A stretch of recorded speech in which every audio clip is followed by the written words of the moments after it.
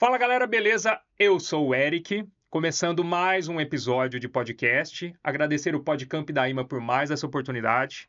E hoje, um episódio muito especial, com um convidado muito especial.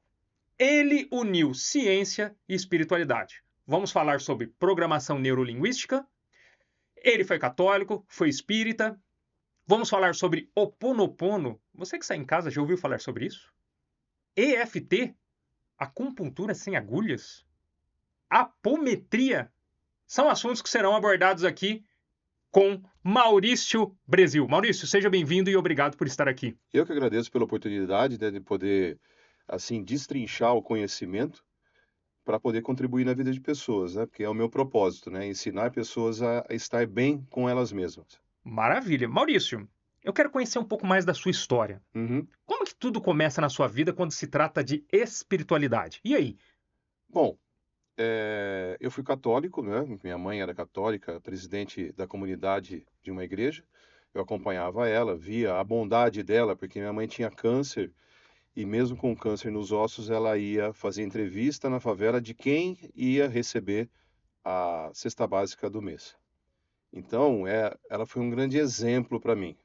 Infelizmente, ela foi embora quando eu tinha 11 anos, né? Por um período, eu contribuí até em cuidar dela, né? Que ela ficou na cama. E aí eu comecei a ver que existia uma força maior que cuidava de mim junto, né? Com todo esse processo. Passei por um período aí, né? Só eu e meu pai. Fui trabalhar, assim, bem cedo também. Consegui cargos de liderança com 18 anos, eu já tinha cargo de gerência, por quê? Porque eu desenvolvi a minha liderança sendo forte comigo mesmo. Isso contribuiu, né, para que eu vencesse em muitos campos da minha vida. Também contribuiu para me tornar uma pessoa um pouco arrogante. E com o passar do tempo, eu conheci a mãe dos meus filhos, que a família toda era espírita, e eu comecei a frequentar, mesmo com medo, né? Porque o espiritismo, às vezes, para quem começa, causa um certo medo, né? Mesmo sendo de mesa branca, uma coisa que não tem instrumentos musicais, né? Como existem outras linhas, mas causa medo, né? Mas, Maurício, Hum, desculpa te interromper. imagina. Nós vamos chegar no espiritismo. Essa transição sua do catolicismo, com essa tradição católica, para o espiritismo, teve um choque? O choque maior foi a atitude que eu vi nas pessoas que tinham na igreja que eu frequentava, Pode falar um tá? pouco sobre isso? Sim, você fazia mais ou menos como o Chaves, né? Ah, A incongruência do não, sim. Falava uma coisa e fazia outra. Então isso é uma coisa que eu sempre analisei. Minha mãe sempre falava isso. Veja a atitude das pessoas, né? Veja como que ela é com você, como é com outras pessoas, para você fazer as suas escolhas, né? Então, não houve um choque tão grande, até porque eu estava assim um período sem frequentar a igreja. Então, eu estava com uma lacuna, né? Que eu estava no período que eu preciso, daquela que as pessoas precisam de ter um lugar para encontrar Deus. Hoje, até depois a gente pode falar sobre isso, eu não preciso de lugar nenhum. Aqui, Deus está comigo. Jesus está comigo aqui. Porque em momento nenhum Jesus edificou uma igreja. Ele pregava e ensinava em qualquer lugar. E hoje, ele está edificado dentro do meu coração, né? Então, nesse período, né, voltando à pergunta que você me fez, sim. esse período foi assim preenchido com os ensinamentos. Eu passei a estudar, passei a ler, os meus tios começaram a me ensinar muito, minha ex-sogra também me ensinando muito, e me encantou, né, com os ensinamentos que vinham dos guias espirituais, né? Era uma corrente indiana, então vinha muita questão de remédios naturais, vinha novas posturas, ensinamentos, e isso me encantou, né? Então, durante 13 anos eu pratiquei o espiritismo na minha vida. Tá, dentro desses 13 anos, você teve funções dentro do Sim, centro sim, espírita? sim. Você tinha a doutrinação, né, dos espíritos, assim, mais pesados que vinham, você tinha também iniciar ou fechar a corrente energética, né, então cada vez era uma função. Certo. Já incorporou no espiritismo? Já Sim, recebeu? já, já, É? já. Como é que é essa experiência para quem está em casa? Porque sabe o que é o curioso? Episódios atrás, nós tivemos o Pedro Valiati aqui dizendo que Uhum, ele era o doutrinador, o cara que sim, conversa com o espírito ali incorporado em alguém sim. para conscientizar ele, ó, não faz o mal para essa pessoa, não é bem assim. Você é Não só isso. não só isso, né? Complementando, ele mostra a oportunidade de ter mais luz, de ser uma entidade melhor para fazer o bem. Para isso, se aproximar mais da evolução. Porque todo espírito hoje, o que ele busca é evolução. O que ele não tem é consciência de como ir.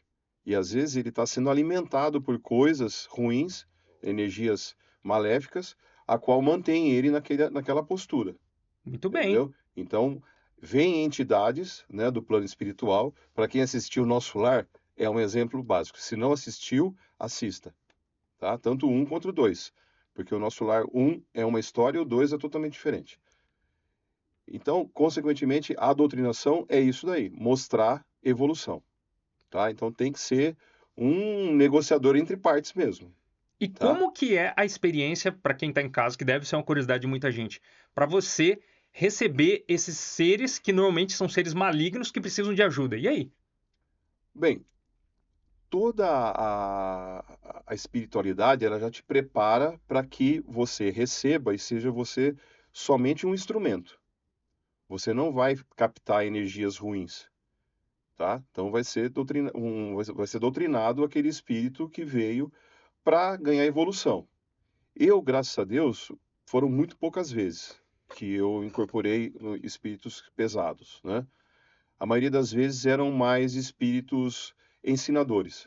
Ah, é? É, Que é os é. chamados, são tipo mentores, é isso? Ou não Não, necessariamente? guia é o que o aparelho, né, o corpo recebe. Mentor é é o seu grilo falante. É o que Ah, você tem as suas intuições, tudo. Você está sendo mentorado o tempo todo. todo mundo. Todo mundo. Chamados anjos da guarda, no popular, Exatamente. é isso? Quem aqui, você mesmo, Eric, vou utilizar você.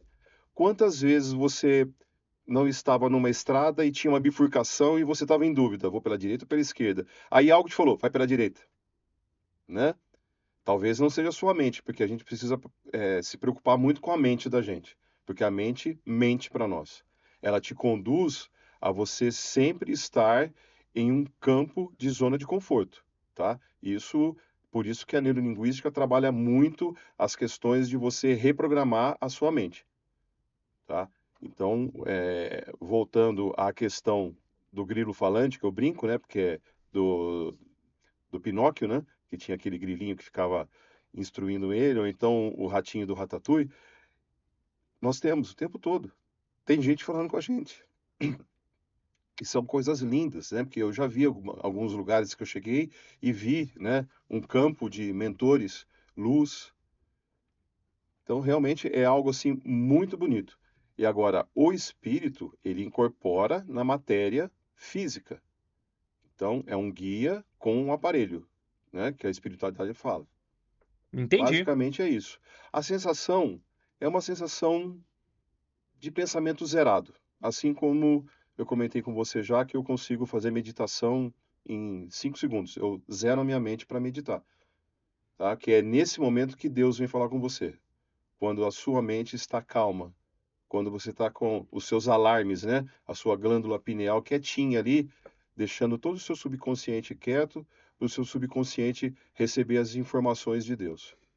Maurício, você disse que agora há pouco que teve experiências, experiências espirituais, né? Sim. Tem um tema aqui do canal que a gente há tempos eu quero abordar aqui, que é a projeção da consciência, no popular mais conhecido como projeção astral, no Uhum. espiritismo mais conhecido como desdobramento, Sim, que são a mesma coisa, sim. né? São nomenclaturas diferentes para a mesma coisa. Você, pelas experiências que você já teve, você então confirma para quem está em casa nos assistindo agora que é possível pessoas, enquanto dormem, saírem do seu corpo e e sai por aí trabalhando ou perambulando ou fazendo coisas. Como é que funciona isso? Todo sono é um desdobramento. Todo sono. Existe os sonhos, que às vezes você é permitido a ter a lembrança, e também existe quem vai dormir, que já tem um certo desenvolvimento espiritual e tem um desenvolvimento também de consciência mental e você programa para algo. Muitas vezes, pessoas eu sei da minha vida que estão doentes ou estão precisando de alguma ajuda, eu antes de dormir, eu falo, a minha intenção é que no meu desdobramento eu vá contribuir energeticamente para essa pessoa, tá? Porque eu sou reikiano também, mestre em reiki. E o reiki, você pode estar na China que eu consigo atingir você através de ser um instrumento da energia universal. Então, eu trabalho muito. Até quando eu vou cozinhar, né, que eu faço trabalho de chefe de cozinha, eu sinto que a carne está com a energia pesada, eu vou lá e aplico o reiki. Olha Já só. aconteceu do cliente assustar e perguntar para o meu ajudante, o que que ele está fazendo ali? Ele fala, ele está abençoando a carne, ele falou, né? Sim. Porque a pessoa, depois eu fui explicar para a pessoa, falar, ó, eu senti que estava com energia, porque a maneira que o boi é abatido às vezes causa raiva, né? E essa energia é jogada na carne. E eu senti, eu vou lá e eu aplico o reiki, peço perdão, né? Porque acho que uma das maiores humildades que você tem que ter é pedir perdão por aquilo que até outra pessoa fez, né? E aí, quando você percebe, a carne tá até mais saborosa, né? Pode parecer loucura, mas já aconteceu de eu fazer teste antes e pós do reiki, uma carne sem reiki e uma carne com reiki, e o sabor ficou diferente. O sabor O da carne ficou sabor da carne ficou diferente? diferente, usando o mesmo tempero, a mesma proporção, a mesma ficha técnica, tudo certinho. Muito bem. Vamos fazer o seguinte: Vamos.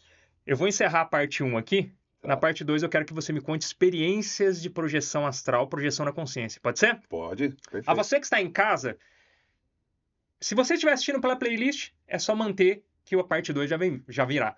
Caso contrário, eu te aguardo na parte 2. Até daqui a pouco, hein?